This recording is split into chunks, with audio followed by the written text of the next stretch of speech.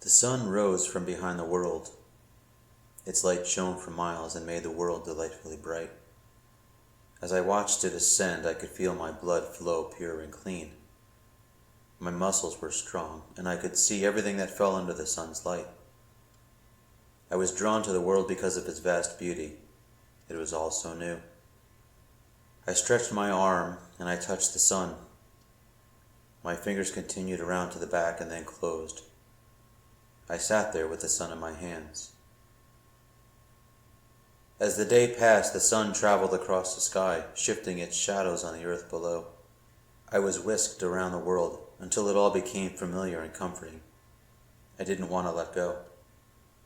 I was afraid I would fall to the ground and die, but as the sun moved across the sky, I reached out with my other hand and touched the sky. My fingers scraped the emptiness, and it rippled like a puddle of crystal water. Beneath me, the earth spun. I stood there with the sun in my hands. In time, the sun turned to me and said, "Our journey is coming to a close." With a swift dive, the sun descended towards the earth.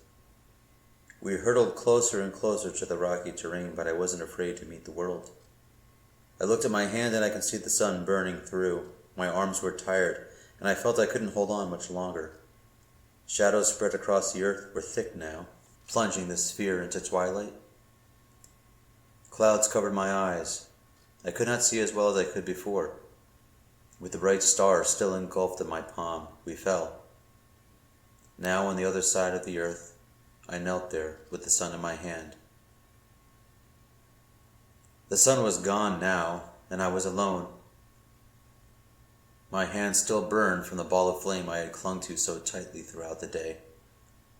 My body felt empty, but content. I was free.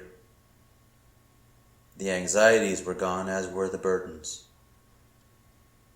As I stared at the starlit sky from beneath the soil of the planet, I noticed the shadow of my stone crawl across the freshly cut dirt of my grave, and I lay there with the moon in my hands.